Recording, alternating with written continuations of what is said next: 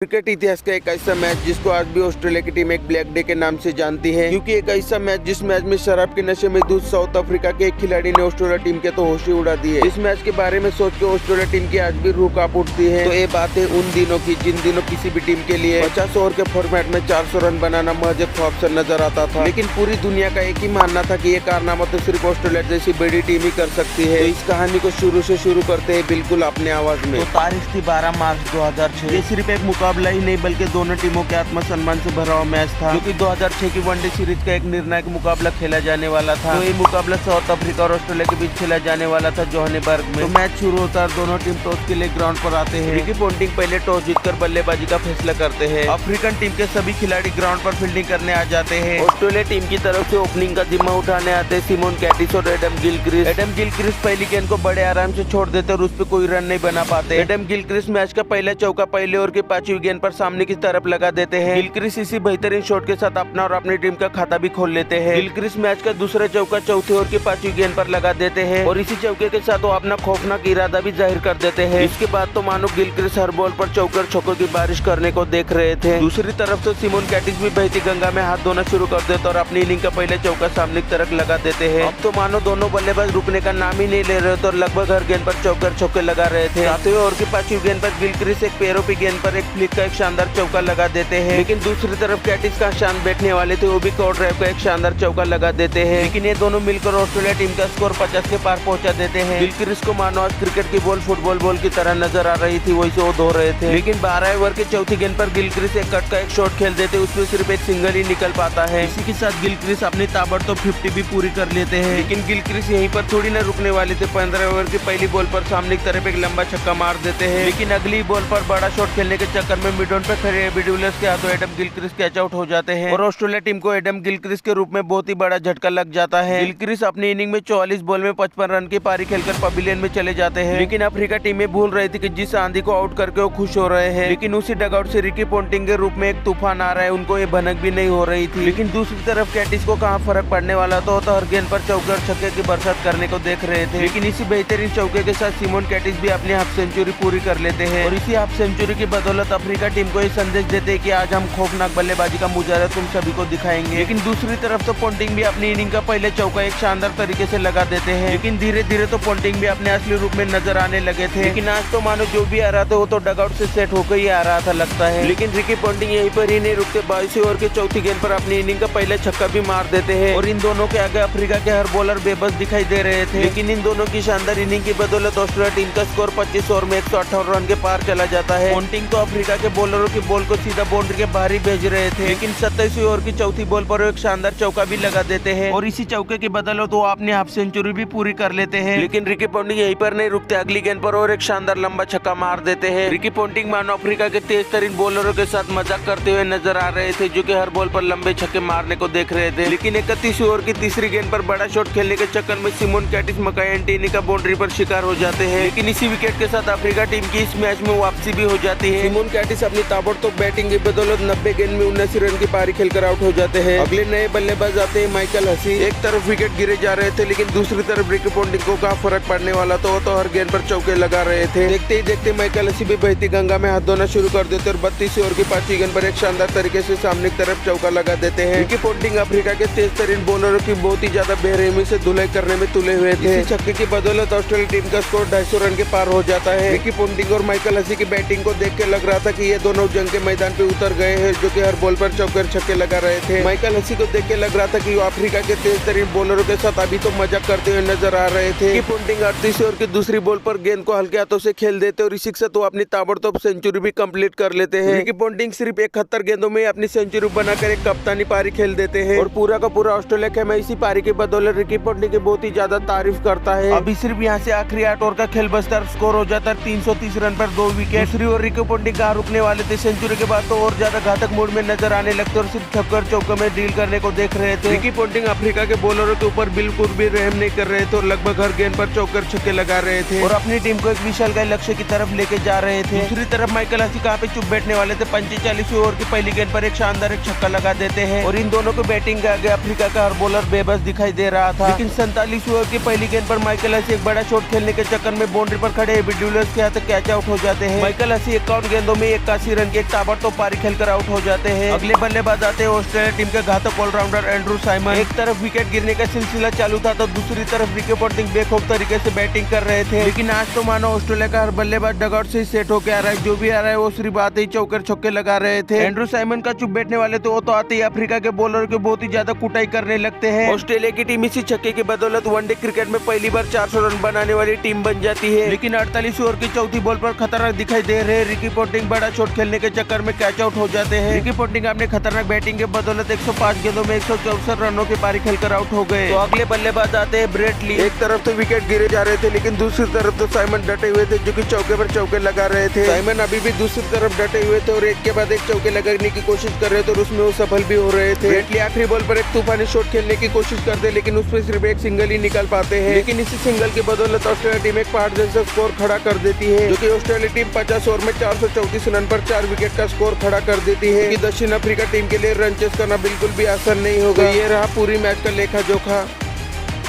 लेकिन दूसरी इनिंग में साउथ अफ्रीका टीम की तरफ से ओपनिंग का जिम्मा उठाने आते हैं ग्राहम स्मिथ और बोइटा डिपनर दोनों आते हैं ओपनिंग का जिम्मा उठाने। पहली गेंद को ग्राहम स्मिथ बड़े आराम से गेंद को छोड़ देते, उस पर कोई रन नहीं निकाल पाते हो, लेकिन दूसरे ओवर के आखिरी गेंद पर बोइटा डिपनर के रूप में दक्षिण अफ्रीका को बहुत ही बड़ा झटका लग जाता है। दूसरे ओवर में 3 रनों के स्कोर पर बोइटा डिपनर के रूप में ऑस्ट्रेलिया को बहुत ही बड़ी सफलता मिल जाती है। बोइटा डिपनर 7 गेंदों में 1 रन बना के पवेलियन में चले जाते हैं। तो नंबर 3 पर आते हैं अफ्रीका टीम के खूंखार बल्लेबाज हर्षल गिल। लेकिन ग्राहम स्मिथ ज्यादा देर शान नहीं उतर तीसरे ओवर की पहली गेंद पर सामने की तरफ एक शानदार चौका लगा देते हैं। ग्राहम स्मिथ यहीं पर ही नहीं रुकता, मैच का दूसरा चौका उसी ओवर की लास्ट बॉल पर सामने की तरफ लगा देते हैं। आपने कहीं ना कहीं तो सुना ही होगा कि खरबूजे को देखकर खरबूजा भी रंग बदलने लगता है, उसी तरह ग्राहम स्मिथ को देखकर हर्षल गिल भी रंग बदलने लगते हैं और एक के बाद एक ग्राउंड के चारों तरफ बाउंड्री की झड़ी लगा देते हैं। हर्षल गिल को देख के लग रहा था कि मानो वो फास्ट बॉलर के साथ एक मजाक कर रहे थे, जो कि हर बॉल पर बाउंड्री मार रहे थे। हर्षल गिल मैच का पहले छक्का 7वें ओवर की पहली बॉल पर एक शानदार तरीके से लगा देते हैं। दोनों बल्लेबाज मानो रुकने का नाम ही नहीं ले रहे थे और ऑस्ट्रेलिया के बॉलरों के ऊपर दोनों ओर से काउंटर अटैक इन दोनों ने शुरू कर दिया था और इन दोनों घायल शेरों की बैटिंग को देखकर स्टेडियम में बैठे सारे दर्शक खुशी से झूम उठते हैं। ग्राहम स्मिथ 8वें ओवर की दूसरी गेंद पर कट का एक शानदार चौका लगा देते हैं और इसी के साथ अपनी टीम का स्कोर 50 के पार पहुंचा देते हैं। ग्राहम स्मिथ को तो मानो आज क्रिकेट की बॉल एक फुटबॉल बॉल की तरह नजर आ रही थी, वही से वो धो रहे थे बॉल को। हर्षल गिल के आगे ऑस्ट्रेलिया टीम के हर बॉलर बेबस दिखाई दे रहे थे सभी को। इन दोनों की घातक बैटिंग की बदौलत अफ्रीका टीम का स्कोर 10 ओवर में 76 रन हो जाता है। आज तो ग्राहम स्मिथ रुकने का नाम ही नहीं ले रहे थे और 11वें ओवर की दूसरी बॉल पर सामने की तरफ एक शानदार चौका लगा देते हैं। ग्राहम स्मिथ यहीं पर ही नहीं रुकते, उसी ओवर की चौथी गेंद पर सामने की तरफ उससे भी खौफनाक एक शानदार चौका लगा देते हैं। लेकिन हर्षल गिल 13वें ओवर की दूसरी गेंद पर एक शानदार तरीके से सिंगल के लिए गेंद को खेल देते हैं। लेकिन इसी सिंगल के साथ हर्षल गिल अपना ताबड़तोड़ 12 पूरा करके पूरी दुनिया को हैरान कर देते हैं। लेकिन दूसरी तरफ ग्राहम स्मिथ का चुप बैठने वाले तो वो भी 15वें ओवर की चौथी गेंद पर शानदार तरीके से सामने की तरफ एक चौका लगा देते हैं और इसी चौके के बदौलत 33 बॉल में 55 रन की शानदार पारी खेलकर सभी को हैरान कर देते हैं। लेकिन 50 रन बनाने के बाद तो ग्राहम स्मिथ अपना रौद्र रूप धारण कर लेते और लगभग हर गेंद पर चौके छक्कों की बरसात करने को देखते हैं। इसे देखकर तो ऑस्ट्रेलिया के हर बॉलर इनके आगे बेबस दिखाई देते हैं। ग्राहम स्मिथ और हर्षल गिल दोनों मिलकर अफ्रीका टीम का स्कोर 18 ओवर में 145 रन के पार पहुंचा देते हैं। ये दोनों बल्लेबाज मिलकर अफ्रीका टीम को लक्ष्य की ओर बड़ी तेजी से लेके जा रहे थे और इन दोनों घायल शेरों को रोक पाना लगभग ऑस्ट्रेलिया के किसी भी बॉलर के बस की बात नहीं दिखाई दे रही थी, जो कि लगभग हर गेंद पर सिर्फ हवाई फायर करने को देख रहे थे। ग्राहम स्मिथ अभी तो रुकने का नाम ही नहीं ले रहे, तो लगभग हर गेंद पर सिर्फ छक्के ही मारने को देख रहे थे और इन दोनों खूंखार शेरों के बीच 125 गेंदों में 181 रन की ताबड़तोड़ पार्टनरशिप भी हो चुकी थी, जो कि 23 ओवर लेके आते माइकल क्लार्क और बड़ा शॉट खेलने के चक्कर में ग्राहम स्मिथ यहाँ पर बाउंड्री पर कैच आउट हो जाते हैं, जो कि ग्राहम स्मिथ के रूप में ऑस्ट्रेलिया को बहुत ही बड़ी सफलता मिल जाती है और ऑस्ट्रेलिया की इस गेम में वापसी भी हो जाती है। ग्राहम स्मिथ अपनी घातक बारी में 55 बॉल में 90 रन बना के पवेलियन की तरफ निकल पड़ते हैं और नंबर 4 पर आते हैं नए बल्लेबाज एबी डिविलियर्स। लेकिन दूसरी तरफ हर्षल गिल को यहाँ पर रुकने वाले थे, तो हर गेंद पर चौके छक्कों की बरसात करने को देख रहे थे। हर्षल गिल को आज क्रिकेट की बॉल शायद फुटबॉल बॉल की तरह नजर आ रहे थे, वैसे वो गेंद को धो रहे थे। हर्षल गिल 25 ओवर की तीसरी गेंद पर कवर की दिशा में एक शानदार चौका मार देते और इसी से तो अपनी सेंचुरी भी बना लेते हैं। सेंचुरी के बाद पूरा स्टेडियम हर्षल गिल की प्रशंसा करने लगता है, क्योंकि हर्षल गिल ने इस पारी में 79 बॉल में 101 रन की ताबड़तोड़ पारी खेल डाली थी। लेकिन हर्षल गिल यहीं पर ही नहीं रुकते, सेंचुरी के बाद तो लगभग हर गेंद पर चौके छक्कों की बरसात करने को देख रहे थे। लेकिन दक्षिण अफ्रीका टीम को अभी भी यहाँ से 25 ओवर में 212 रन की जरूरत होती है। लेकिन सामने होते हैं दोनों खूंखार बल्लेबाज, जिन्होंने कंगारू टीम के बॉलरों के नाकों में दम करके रखा था, लेकिन दूसरी तरफ तो एबी डिविलियर्स भी बहती गंगा में हाथ धोना शुरू कर देते और 28 ओवर की तीसरी बॉल पर सामने की तरफ एक शानदार चौका लगा देते हैं। लेकिन एबी डिविलियर्स यहीं पर ही नहीं रुकते, अगली गेंद पर और एक शानदार तरीके से चौका मार देते हैं कवर की दिशा में। लेकिन इन दोनों की बैटिंग को देखकर ऑस्ट्रेलिया के बॉलरों के नाक में दम हो चुका था, क्योंकि हर्षल गिब्स और एबी डिविलियर्स हर गेंद को बाउंड्री के बाहर मारने के लिए देख रहे थे। हर्षल गिब्स 29 ओवर की 5वीं गेंद पर मिड ऑन के ऊपर से एक शानदार छक्का मार देते हैं, लेकिन उसकी अगली गेंद पर एबी डिविलियर्स बड़ा शॉट खेलने के चक्कर में मिड ऑन पे खड़े एक फील्डर के हाथ में उनका कैच थमा देते हैं। लेकिन इसी विकेट के साथ ऑस्ट्रेलिया टीम की वापसी इस गेम में हो जाती है। एबी डिविलियर्स ने अपनी पारी में 20 गेंदों में 14 रन बनाकर पवेलियन में चले जाते हैं, लेकिन अगले बल्लेबाज आते हैं ऑलराउंडर जय कालिस। लेकिन एक तरफ विकेट की जड़ी लग रही थी तो दूसरी तरफ हर्षल गिब्स बाउंड्री की जड़ी लगा रहे थे और रुकने का नाम ही नहीं ले रहे, तो लगभग हर गेंद पर चौकर छक्के की बरसात करने को देख रहे थे। इनकी खौफनाक बल्लेबाजी को देखकर तो ऑस्ट्रेलिया टीम के पैरों तले जमीन खिसक रही थी। लेकिन अगली गेंद पर कुछ ऐसा होने वाला था कि इसे देखकर तो पूरा स्टेडियम ही शांत हो गया, क्योंकि बड़ा शॉट खेलने के चक्कर में 299 के स्कोर पर हर्षल गिब्स बाउंड्री पर कैच आउट हो जाते हैं, क्योंकि उन्होंने अपने बेहतरीन पारी की बदौलत 111 गेंदों में 175 रन की पारी खेलकर आउट हो गए। तो अगले बल्लेबाज आते हैं मार्क बाउचर। लेकिन एंड्रू साइमन की अगली गेंद पर जय कालिस चारों खाने चित हो जाते हैं और दूसरा विकेट लगातार गिर जाता है। लेकिन इस विकेट के बाद पूरा ऑस्ट्रेलिया खेमा खुशी मनाने लगता है।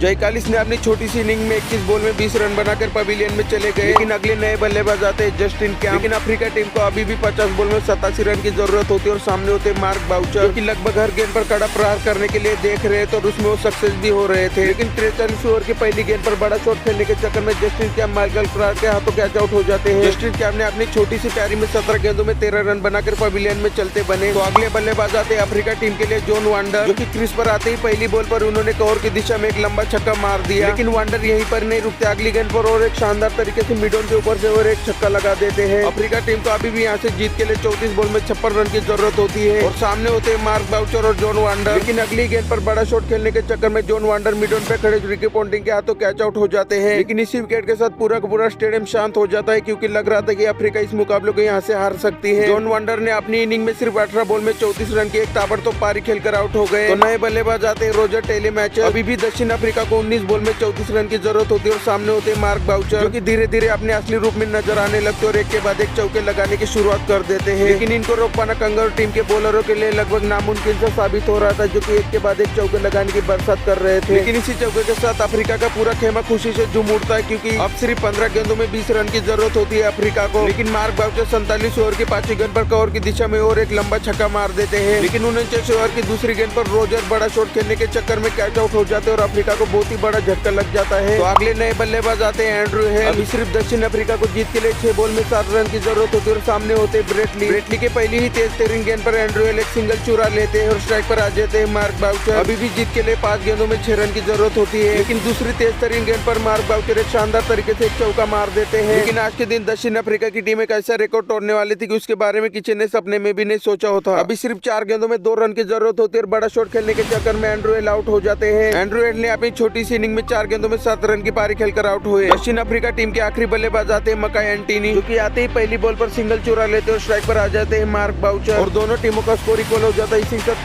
पूरा स्टेडियम खुशी से झूमने लगता है। दक्षिण अफ्रीका की टीम को जीत के लिए 2 गेंद में 1 रन की जरूरत होती है। मार्क बाउचर शानदार तरीके से एक चौका लगा देते, इसी के साथ दक्षिण अफ्रीका जीत जाती है। आज के दिन विश्व क्रिकेट में 2 रिकॉर्ड बने, सबसे ज्यादा रन और सबसे ज्यादा रन चेस करने का रिकॉर्ड। साउथ अफ्रीका की टीम इस मैच को 1 विकेट से जीत जाती है और एक अनोखा रिकॉर्ड को अपने नाम करती है।